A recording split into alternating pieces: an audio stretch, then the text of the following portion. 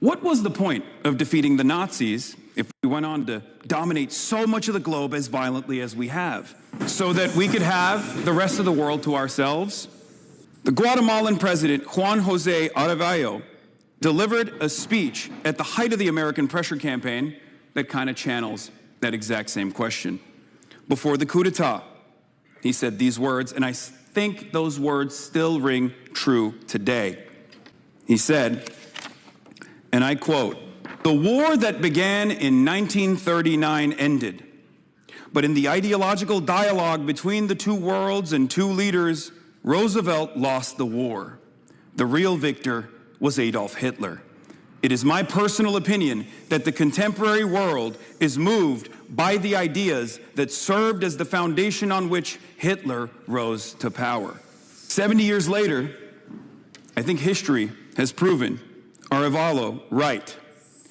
In place after place, time after time, the United States can never settle down its imperial bloodlust, this forever hunt for manifest destiny.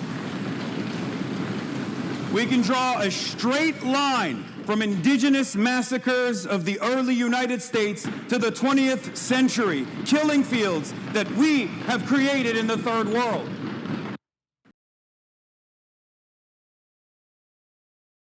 I thought the speech that I delivered was my best one so far, but some people didn't seem, or not some people. March said it was all right. March still thinks it's better if I do off the cuff. I disagree. I think there was plenty of off the cuff on the speech that I delivered.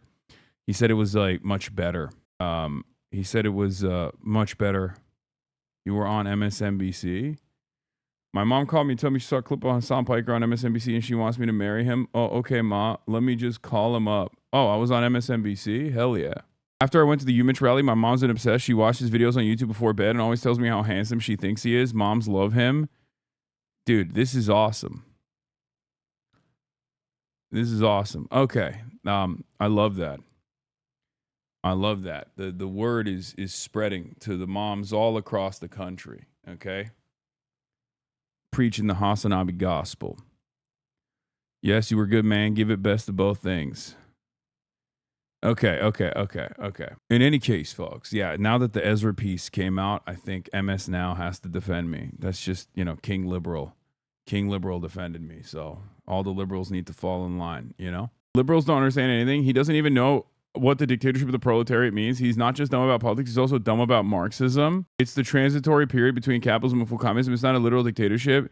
And even when the term was coined before the word dictatorship meant authoritarian, I wonder if I don't know, and perhaps I was using the liberal framework that the other person was talking about. One of the first speakers, Maybe if you watch the actual full clip, dude, liberals are so goddamn annoying, so smarmy, and so unbelievably fucking stupid.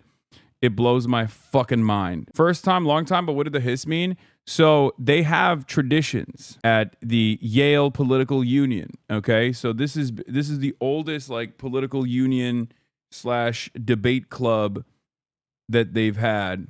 Okay, we'll get right into it. Fuck it. So they have old ass traditions, the speaker comes up, he says for the speech. That's one of the things. And then also on top of that, when they're, there's people there, there's people in that crowd that are conservative, reactionary, liberal, Marxist, Leninist. It's a very diverse, ideologically diverse environment. Which is ironic because everybody thinks, oh, Yale, they're all communists on the Fox News side. And my assessment was going to be that they're all liberal. I think my assessment was a little bit closer to the truth. Let's be real. But basically, there was broad positive reception. Never get high on your own supply. Elite schools believing in liberalism is like believing their own propaganda. They do believe their own propaganda. Anyway, so they have different phrases that they deploy. They have different traditions. Hissing is one of them. The crowd is both left and right. And obviously there are right-wingers who don't like what I'm saying and they're hissing. And then there are left-wingers who like what I'm saying and they're stomping. So that's just how it goes. First things first, let's talk about the entrance, which was Also captured by the Yale Political Union, and here we'll show you. People were going crazy.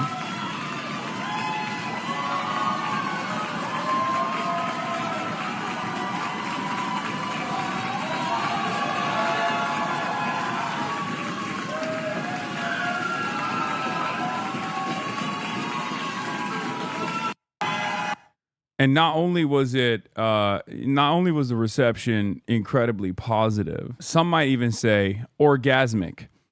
Stop Anti-Semitism posted this, said, watch Yale students orgasmically welcome Hasan Piker.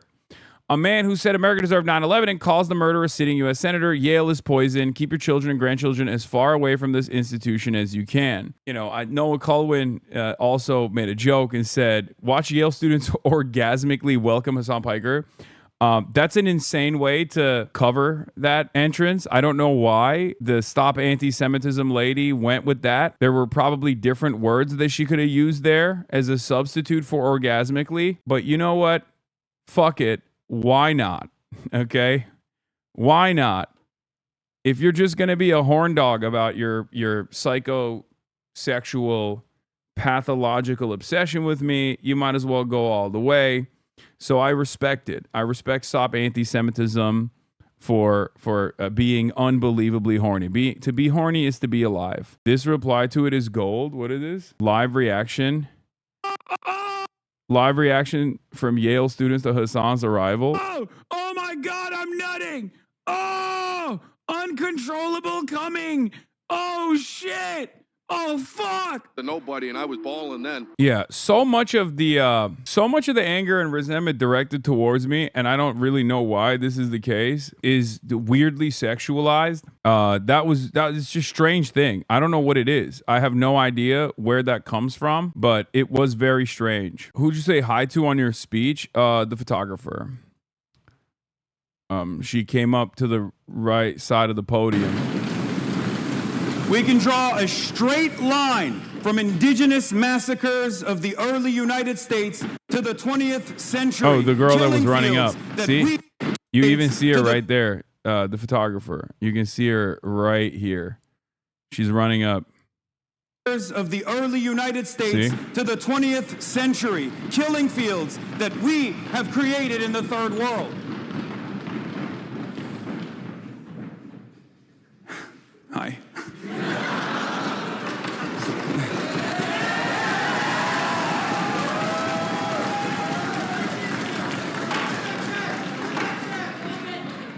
I asked Stop Anti-Semitism if she busted. This must be the ad that Yale students saw. Come click this link for more detail on pussy. I'm so horny. So yeah, it was a very, very eventful experience overall. The haters in the pew starts hissing when they hear certain words like USSR, Cuba downfall, world peace, literal Twitter reply bots. Okay, guys, it seems to me like the hissing is so unique for all of you that you just can't get over it. It's normal. There's just like a regular interactive process, and you know it's fine. It's just like a part of the theater of it all. Okay. I don't know why you guys are so hyper focused on it. Yeah, overall, I think the reception was fantastic. I mean, the environment of the room was fantastic. They were saying that there was a lot of excitement for Curtis Sliwa, and when they had Curtis Sliwa on, that was the most exciting event that they had thus far. And then when I said I would do it, apparently it just like, you know, the participation was insane. Sometimes we can just let the whimsy take hold and enjoy the ride chat. We don't need to freak out about everything different. No, I know. It's the autism function. That's what it is. They're like, well, people were hissing. It's illegal. Like, calm down, chatters. Jesus fucking Christ. Like, just enjoy the goddamn show. You know what I mean? Like, holy shit. That one speaker called his grandma's decision for how his family existed evil was crazy. Yeah, that's definitely... All of those were Hasanabi heads, by the way. Even the ones who were against my resolution, even the ones that were both the ones that were in the affirmative and the ones that were in the negative were also part of the progressive wing. Like the first speaker, I talked to him afterwards, and he was literally a part of the progressive wing of the Yale Union. So, yeah, the liberalism galore is what I'm trying to say. Like, there were pro-American empire progressives in the debate club. From what I understand, from what I understand, there were also some like right wingers there as well. But like the ideological diversity of that crowd is kind of wild. Like apparently they had Curtis Yarwin speak, and it was dominated by the right flank of the Yale political union. And there were people who were just like unironically pro constitutional monarchists. Liberal Hitler was my fave. Yeah, that one was crazy. I didn't even realize that was a thing. Don't they have to take up positions they might not actually believe in for debate purposes? No. Those are sincerely held beliefs. It wasn't like a debate club type situation. I think those were genuine points of contention. But yeah, this was me responding to his speech, where I said, like, look, if you say power inevitably leaves control from one hand to the next, and a lot of liberals didn't understand that I was responding to someone there, even though I mentioned it in the beginning of the fucking speech. One of the first speakers, I forget your name, had some interesting words to say, that there's always going to be power. I say we put the power back in the hands of the many, rather than the power in the hands of the few. If a dictatorship is inevitable, I'd rather have it be a dictatorship of the proletariat than one that is designed around the needs of the bourgeois class. And on that note, thank you so much for having me today. Look forward to seeing yourselves on place. The guy that said Venezuela and Cuba are narco states, and he said, where's your evidence? And he literally said he made it up, Lamau. I know. Not all the speakers had the same gusto, nor the same background. But yeah, liberals got really mad at this one. He doesn't even know what the dictatorship of the proletariat means. He's not just dumb about politics, he's also dumb about Marxism. Again, one of my number one haters. And then like they continue to fantasize. A non-zero number of kids in that room have a favorable view of the Khmer Rouge, all this stuff. It's like liberals fantasizing about their opposition, their ideological opposition to their left flank, as both being incredibly violent, incredibly unproductive. Yeah, guy who hates you in your cause spotted. Exactly. Being professionally obtuse. Student news article summing up your appearance. Yeah, I saw. It was great. Yale Daily News wrote about it. It says, Hasan Piker says American empire is dying at well-attended debate. The left-wing trimmer Hasan Piker, whose visit to campus drew a Republican senator's rebuke, attracted a large crowd to a Yale political union debate on Tuesday. He has harshly criticized the United States foreign policy. Sheffield Sterling Strathcona Hall was buzzing on Tuesday evening, an hour before Hasan Piker, a well-known left-wing trimmer, walked up to the podium to address the Yale political union. Piker spoke in favor of the resolution and the American empire. In his speech, he criticized U.S. immigration and customs enforcement, Israel, and capitalism, and he claimed that the American empire was in the process of dying. 4 days before the event, Senator Rick Scott wrote on X that the Trump administration should immediately revoke Yale's federal funding because the student group was hosting Piker, who said during a live stream last year that if you cared about Medicare fraud or Medicaid fraud, you would kill Rick Scott, a Florida Republican who spoke at Yale political union debate in October. Was previously the chief executive of a hospital company that was investigated for fraud and later paid $1.7 billion in settlements to the government. I'm especially sad that Senator Rick Scott couldn't make it, Piker said on Tuesday in his opening speech, drawing laughs from the audience. I'm sure he had many opinions on whether or not we should end the U.S. empire and the global capitalist system, which is what I'll be talking about today. And then your grandparents are probably going to hear about it on Fox News tomorrow. That one got a lot of laughs. Yale Political Union President Morris Zeppi said Tuesday's debate saw the most demand he had seen for a political union event. Earlier the semester, when we hosted New York mayoral candidate Curtis Lewa, I stood on this very stage at this very podium and proclaimed that I could say without a shred of doubt that I had never seen this level of excitement for a guest of the Yale Political Union. Zeppi said as he introduced Piker. That distinction was perhaps short-lived. It was electric, Kai Shang Kwek Rupp, 28, who gave a speech opposing the resolution, told the news after the event. I really appreciate that the community cares about it, as the national headlines are reflecting. It's really contentious, and so it's good to have civic engagement at Yale, and it's really good to have people who disagree who are willing to listen to each other. Avi Rao, 27, the Yale Political Union speaker, said that while the increase in attendees brought more energy to debate, every student speaker was able to speak, have questions, and not be interrupted. The crowd thought they spotted Piker entering 3 times and began to applaud, only to realize each time that someone else had entered the back door of the hall. When Piker entered, the lecture hall erupted into applause. This is a guy that has modern media presence, Jemer Kelesh, a member of the Political Union's Independent Party, said in an interview. He reaches our demographic exactly, people that are our age. In his remarks, Piker traced the history of what he called America's imperial roots from the Spanish-American War through World War II and the Cold War, which he described as an endless series of butcheries, each more perverse and more tragic than the last. What was the point of defeating the Nazis if we went on to dominate so much of the globe as violently as we have, he asked. After the fall of the Soviet Union, which Parker argued was one of the greatest catastrophes of the 20th century, America had no more big enemies left to beat and turned the gun on itself. No matter what we say here, the American empire is going to inevitably fall, Piker said. Piker argued that the American people still had the power to manage the retreat of the American empire from the world stage, preventing it from ending in a much more violent way. Students who argued against the resolution suggested the United States, while in need of reform, should remain as a global superpower. Power does not evaporate, it changes hands, Kwekrup said, arguing that an American empire is greatly preferable to the dominance of other global powers. Similarly, William Flanagan, 27, argued against Piker's vision of a weak, retreating America. We do not have to accept anything less than what we know this country can be, Flanagan said. The resolution passed by a vote of 54 to 31 with 3 members of the union abstaining. I didn't know that you are the biggest Putin fan. I love that people will say, well, Vladimir Putin said this. It's like, it doesn't matter that he said it, dude. It's just true. And like, my perspective on this is also very different than Vladimir Putin's perspective on this issue. Vladimir Putin said that because not only did he go through the process and see how unbelievably violent it was, but also he said that because the USSR had lost its global promise, its global presence, its global power. Okay?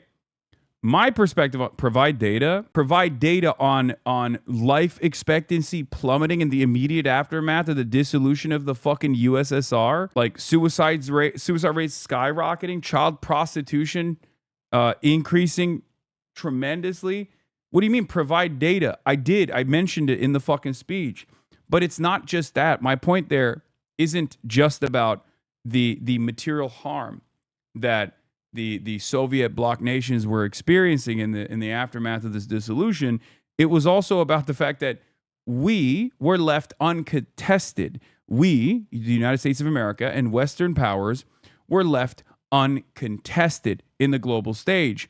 And you, as a matter of fact, just like myself, live in that environment. That's the environment that you know.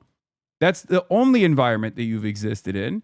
And that's precisely the fucking reason why you don't know any other alternative universe where there was a competitive global power that was an ideological opponent that presented the threat of a good alternative. Why do you think we have accelerated neoliberalism? You talked about this. Even horrible, wrong people can say the right thing. That doesn't make you agree with their worldview. Exactly. The guy who spoke Mandarin to you are for that, but this point did not eat. But his point did not eat. That Chowder doesn't know what you're talking about. He thinks the USSR still exists and Putin is still running it. Yeah. Anyway. Yeah. Owen Jones. 12 million people are estimated to have been killed by economic shock therapy in Russia alone. Russia suffered the worst peacetime economic collapse of a major industrialized nation in history.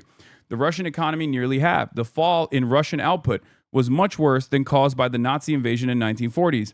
Russian male life expectancy fell by 6.5 years. To 57.6, back to its mid-1950s level. The overall fall in life expectancy was on the scale of Vietnam during all-out war in the 1960s. The suicide and homicide rates doubled. Real incomes collapsed by 40%. At the time of the Soviet collapse, 1 in 50 Russians lived in poverty. By the end of 1998, that surged to nearly 1 in every 5. Full employment gave way to mass unemployment as healthcare funding collapsed by a third and poverty surged. Disease such as diphtheria, tuberculosis, and syphilis rampaged. Russia was taken over by oligarchs, gangsters implicated in serious crimes who stole the country's resources. Murderous conflicts in the former Soviet territory included Chechnya, where potentially hundreds of thousands were killed. Yeltsin's contempt for democracy was underlined by his bombing of the Russian legislature and the undemocratic farce of the 1996 election. Putin came into power after the Russian secret services almost certainly staged apartment bombings, which killed hundreds. The invasion of Ukraine has killed hundreds of thousands of people. Need I go on? Yes, the collapse of the Soviet Union was one of the great catastrophes of our age. An alternative would have kept the USSR together, Baltic states aside, on a democratic basis without the ruinous shock therapy. Notably, a Soviet-wide referendum in March 1991 overwhelmingly voted to keep the Union together, although it was boycotted by 6 of the 15 republics in the Baltics and 3 small republics. That is just the internal problem. The larger fucking issue that I was also presenting is that we won. And guess what happened? We won the Cold War and we turned the gun on ourselves. That is the argument that I'm presenting here. And it's so funny because it's like, it's very clear because I mention it. I don't know if the RNC research clip also factors that in. But like, not only was it catastrophic for the people that actually fucking lived in Russia, lived in the USSR, but also in the aftermath of no longer having a great power, an ideological opponent that we were that constantly kept us in check, that allowed Europe to have, you know, this bountiful social democracy because of the fear of capital owners in Europe, close in proximity to the USSR. You know, the specter that was haunting Europe, that they gave concessions to the labor unions, to the trade unionists, to the socialists, the communists, the Marxists, concessions that still improve everyday existence of European social democracies to this day, although they are also they're also experiencing devastating attrition due to austerity as a direct consequence of no longer having another countervailing force. The fall of the USSR was one of the greatest catastrophes of the 20th century. Just wait, listen, maybe you'll agree.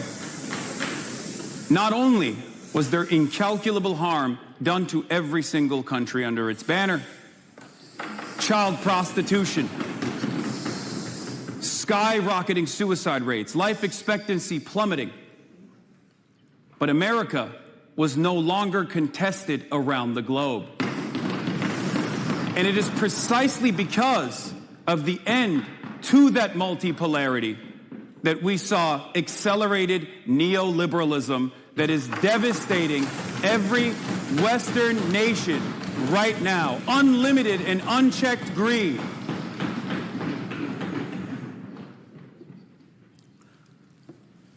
Our successes are leading to our own demise and the demise and collapse of the liberal system. The U.S. has produced disaster after disaster after disaster. To the U.S. ruling class, isn't China an ideological opponent? No, nowhere near the same. China is not the same as the USSR. China participates in the global system in very meaningful ways. China actually is the load-bearing structure that keeps the entire global design together. Ironically enough, the USSR did not play a similar role in the global system as China does. Like, think about like a collapse of China right now. Obviously, it's not going to happen, but a collapse of China right now, similar to the collapse of the USSR, would lead to far more devastating global outcomes. Whereas the USSR's collapse led to major catastrophe in that region, its global impact was not as direct. Whereas if China collapsed tomorrow, the entire supply chain would be destroyed.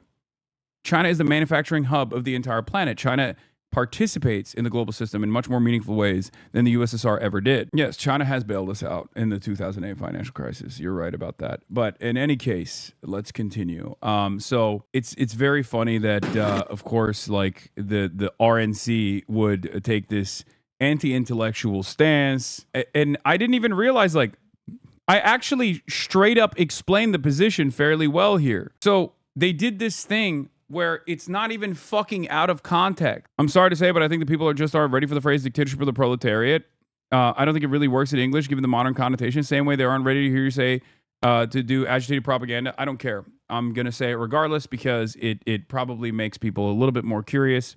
And also, the Americanized version of the dictatorship of the proletariat is the tyranny of the majority. Americans have a distaste towards the tyranny of the majority. That's why they constantly talk about the need for the electoral college and all these like undemocratic systems that were implemented.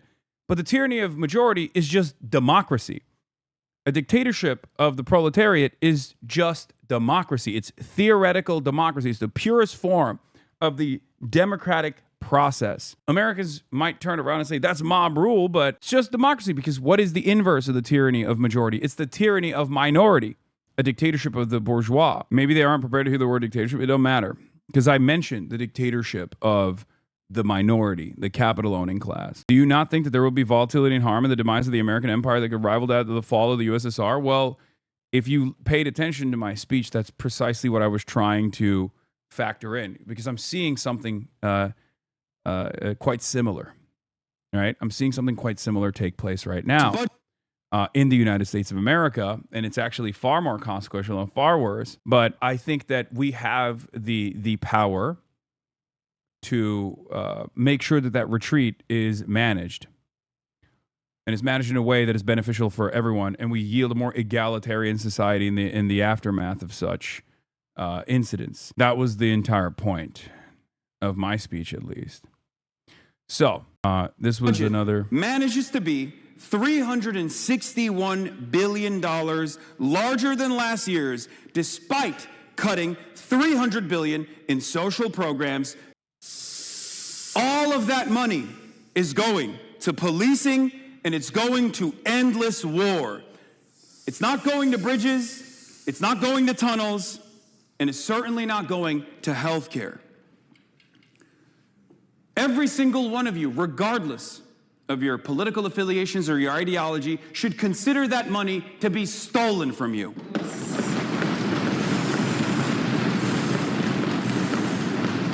Trump's budget. How distracting were the his or stomps? Not distracting at all.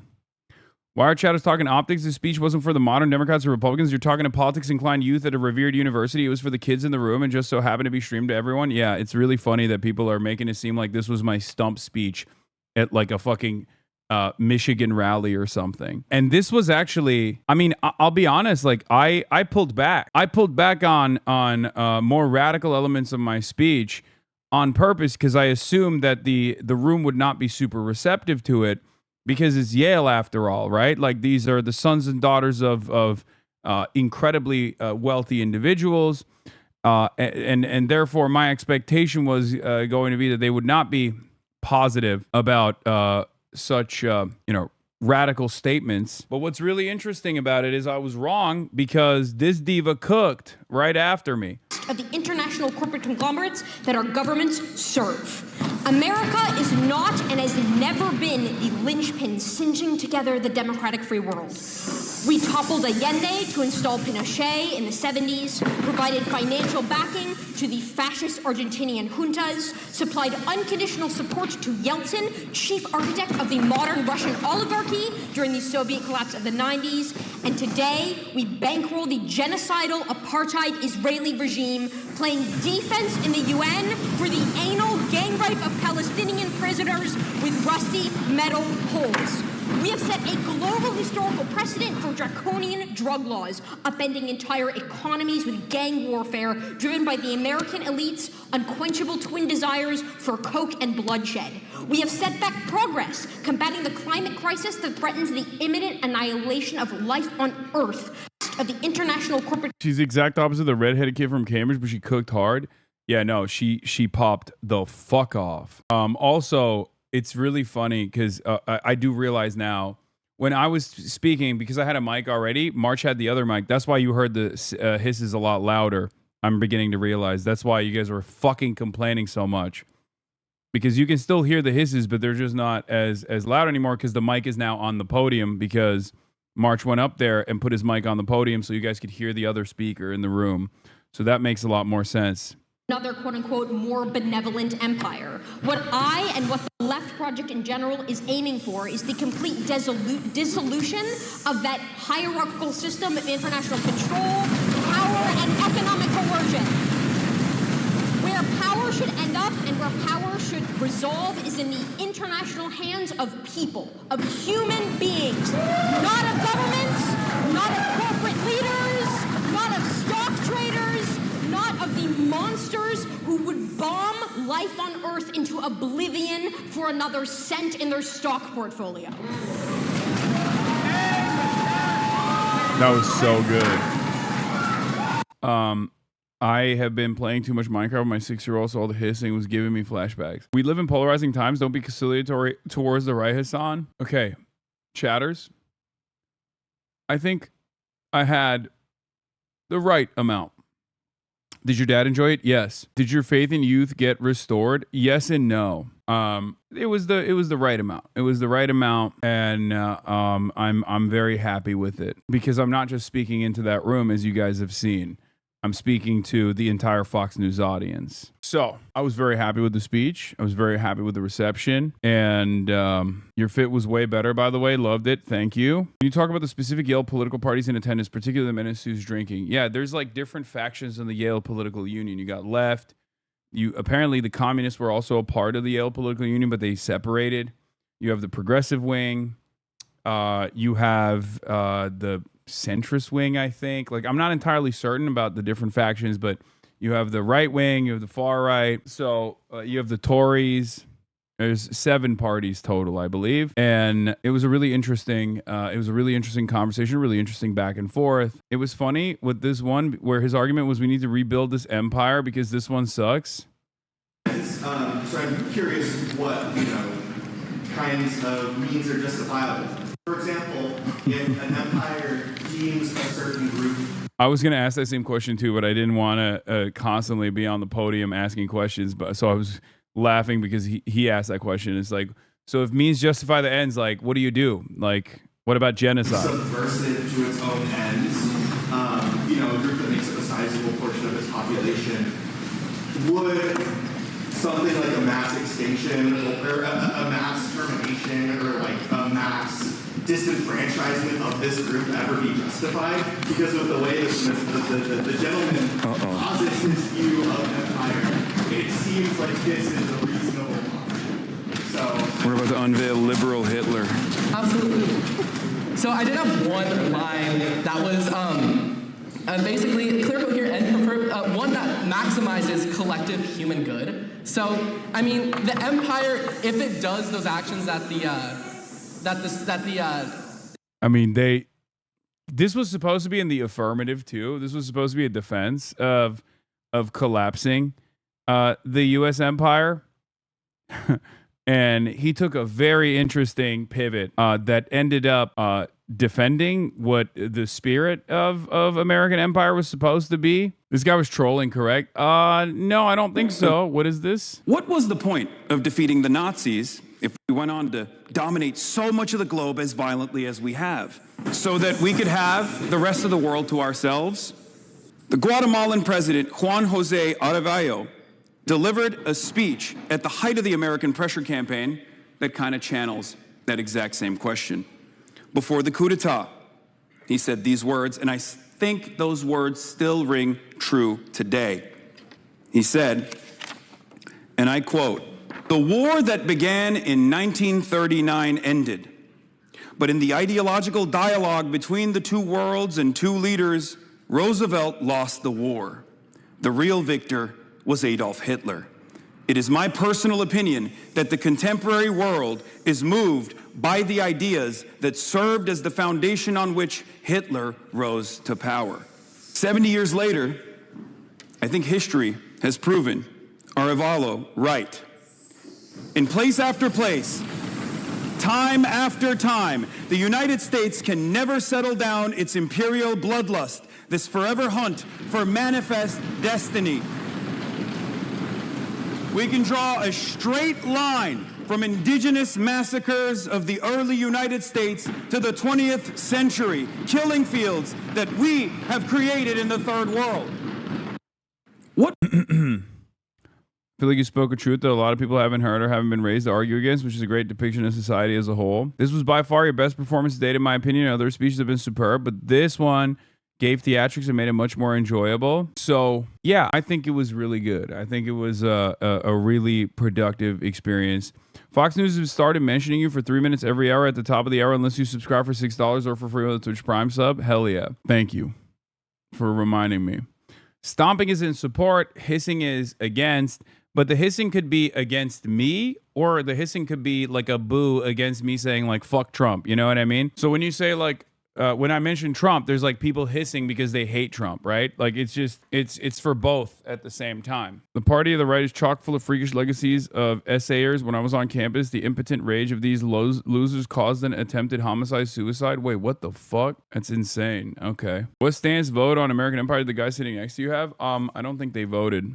But as far as the resolution goes, it won overwhelmingly. It was like 54-31 or something. So no one asked if you were anti-Semitic planted. Yeah. Dude, we do have a crisis in anti-intellectualism in this country, though. It's kind of funny that a lot of these like centrist liberals who fancy themselves to be quite the intellectual, the studied knowers of history, the ball knowers, unironically engage in the exact same bullshit that right-wingers do whenever they have to address like a position to their left. It's so funny. That's like, this is the point I was trying to make earlier, which is like these guys, these centrist guys on the timeline being like, oh, this guy's so stupid for saying dictatorship of the proletariat, blah, blah, blah, all the shit. Like, or even the USSR quote that they like misunderstood, even though context is like straight up in the fucking clip that the RNC posted. Some people were saying, oh, this is what Vladimir Putin said. This guy's a real Putlerite. He loves Putler. He loves Adolf Putler. And then some people were saying, oh, this guy's a real subversive. He hates America. He's an American hater. And it's like unbelievably frustrating to hear that from supposedly well-educated liberals who think that they have a lot more intellectual curiosity and are a lot more intelligent than the average fucking Republican. But the moment that they encounter any sort of dialectical materialism, historical materialism, any sort of like Marxist thought, they automatically turn into reactionaries. And it's very frustrating to encounter. It's unbelievably annoying. It's just, yeah, it's dogmatic liberalism. And it's just frustrating. Like, be fucking more charitable. Try to understand the position that I'm advancing and then argue against it instead of arguing over it and leaning into all of the idiotic Red Scare propaganda. They have blind spots for your commentary so they can't argue from a logistical framework and instead fall back on reaction. Yeah, it's just, it's so fucking frustrating because I've had fairly solid conversations with liberals, okay? Even dogmatic ones who, at the very least, are curious about alternative modes of production, different historical figures. You have to understand them better if you want to make a more convincing argument. I understand liberalism because I live in it, right? Liberalism is the hegemonic superstructure. It's the monoculture. It's everything that we live and breathe. So I understand it very well. But these guys don't choose to understand Marxism or Marxist perspectives at all. And they just do the exact same thought-terminating cliches that the right applies in the most heinous reactionary framework imaginable. They genuinely think speaking about leftist leaders of the past is a sin or something. Yeah. No, they immediately hit the oh, he's anti-American. Look at him. He's a campus. He's anti-American. He's anti-West. He's anti-American. Not realizing that the foundations of said argument, unironically, are the exact same as the reactionary right. What is this? This is who the Democrats are humming and hawing about being in the tent for democracy. He agitatively, welcomingly wants democracy to die and a communist regime to take his place. Like all the worst communist regimes is being led by LARPing bourgeois male. What the fuck? Again, this stems from just an inability to comprehend what these words mean. You just hear certain key words. Although you fancy yourself to be like an intellectual, I don't know if this person does. You harp on what these words imply. Oh my God, not Epstein's Ghislaine. Oh, okay. That's Molestin's annoying Canadian. Chinese netizens on Bilibili love the speech. I've never seen someone criticize U.S. imperialism so fiercely, and their live speaking skills are excellent too. Their demeanor is proper, neither submissive nor overbearing. Shushing the crowd below won't work. Hasan has seen all kinds of big scenes. Let's be direct. Unipolar hegemony or global prosperity. Future lies in wandering your own country or going where the world needs you. Bury the United States decline or rise against it. Be a rival or a partner to the global community. Does someone in the audience bring a snake? Chen Dushu of the United States of America. The speech level is very solid. It's a bit too harsh. Feels even more critical than any article about the U.S. I've seen domestically. Where you stand depends on where you sit. Beneficiary groups will only do their utmost to maintain the status quo. It's right to lecture American students and frontline workers more They are the ones more eager for change, but we need a complete set of theories and practical solutions. This speech shows Hasan is a contentious person. Well said. Followed and triple supported. Keep it up. Chinese netizens react to the Yale speech that I delivered. So I think it's just I don't know how to explain it. I find it to be so like you're so intellectually incurious. How do you live like that? How do you choose to live like that? Especially when you're like, oh, I read many books, right?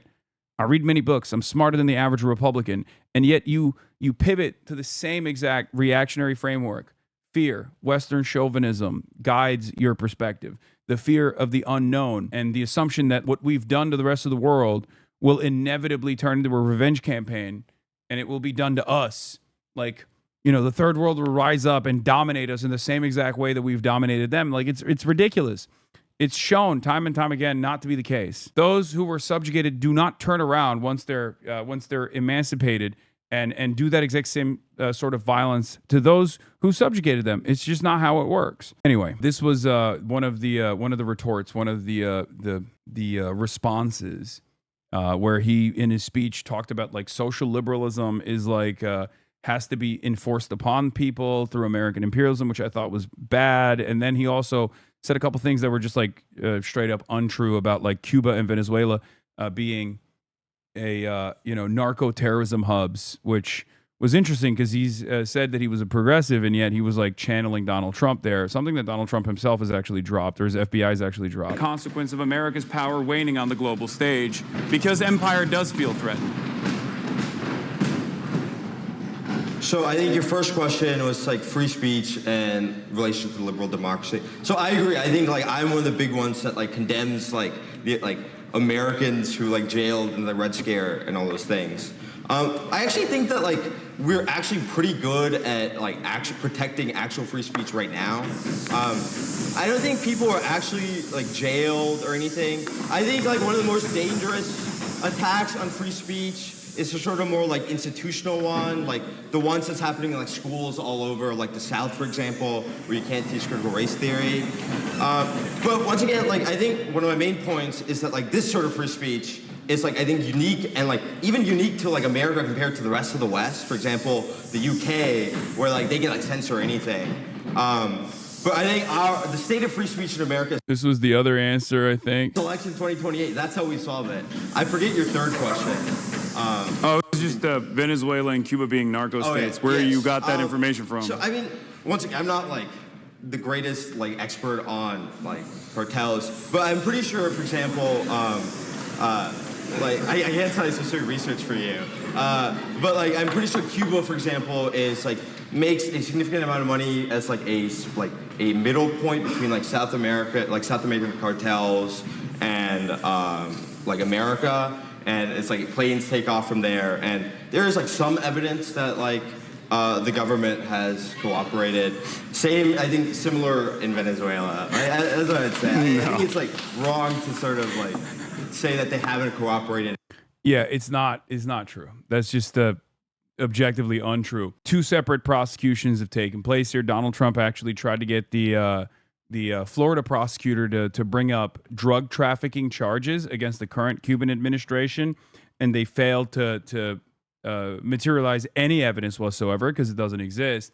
And the FBI itself, on the initial narco trafficking charges for the president of Venezuela, Maduro, had to drop those charges because there wasn't sufficient evidence to actually prosecute Maduro on drug trafficking charges either. So those facts don't exist. They are so non-existent that even the American government has attempted to advance cases, and they failed to do so. At all with some of the cartels, yeah. For perhaps a final question. So why is he in custody? I mean, there's a litany of other charges, and also it doesn't even matter. You think America needs to bring sufficient charges to fucking prosecute foreign leadership? I think we've already established that America is accountable to no one, not even Americans, mind you. It's ironic because Cuba used to be a narco trafficking hub. That was before the Cuban Revolution. Just a correction, he's still being charged with drug trafficking. They weren't dropped. The only charge The only change was removing the stuff about Cartel de las Soles from the indictment. Yeah, they removed the Cartel de las Soles from the indictment because they don't have sufficient evidence, which is the key connective tissue between narco trafficking charges directed at Maduro. That was the whole thing that claimed that he was a linchpin. It was also made up. It was made up, I believe, in the 90s, also by the State Department, but there was no evidence for it whatsoever. Yeah, the only instance of Cuba working with narcos was under Batista. Yes, it was. It used to be the case. It stopped being the case after the Cuban Revolution, ironically enough. All right, so that was, a factual inaccuracy that I addressed. Here is Fox News covering it as well. Far-left streamer Hasan continues sympathizing with America's enemies, this time seeming to mourn the loss of the Soviet Union at a Yale University debate, saying the fall of the USSR was one of the greatest catastrophes of the 20th century. This comes just days after Piker doubled down on supporting Hamas terrorists over the Israeli government. Fox is obsessed with me. Every day, every fucking day, they bring me up, which, again, I welcome. I don't think it's a bad thing. I think this is a good thing. Once again, the power guy is so fucking factually wrong. His speech was fully inaccurate. This was seriously be dock points for falseness on this insane rhetoric from historical empires to the idea of ethno-nationalism, which is a very modern thing. Yeah. I don't think the argument being made was that America would be punished by those we've subjugated. The argument is that empire is going to exist in some form with or without American empire. No, some people were saying that. Some people were presenting that as the counter argument, and that others were saying empire is going to exist. That's the first speech that was delivered after me, saying empire is going to exist in some form with or without the American empire. The argument is that the American empire exiting from the world stage doesn't mean we move to a system of global cooperation. Yes, I agree. Except what I tried to ask him, the first speaker, was basically, one, what is your evidence that another global superpower is automatically going to take advantage of the power vacuum that exists? And two, what makes you believe that the new system of cooperation potentially, or even like a new unipolarity, or even a single empire controlled world, is not going to look like an evolution like the American empire's evolution from the previous global design, which was, by your own admission, far better. That was the most sympathetic I could be, the most open-minded I could be to his argument. But because my assessment is, I don't know what it would look like or how it would take shape. I just know that this current iteration is unbelievably violent, and I have a firm commitment to ensuring that whatever comes next is much more egalitarian, much more cooperative. Just as the American empire and liberal capitalism, global liberal capitalism, was an infinitely better formation as opposed to, the monarchy, theocratic monarchy dominated world rule, right? I don't think anyone is saying that feudalism is preferable to capitalism. I'm certainly not saying that. Karl Marx also was not saying that either. He was actually explaining that this was a, industrial revolution, and capitalism was a far more preferable system in comparison, a far better system, far more efficient system in comparison to the feudal rulership. My argument is what comes next after U.S. hegemony is destroyed will also be far better, a far better evolution than what the U.S. hegemony currently looks like.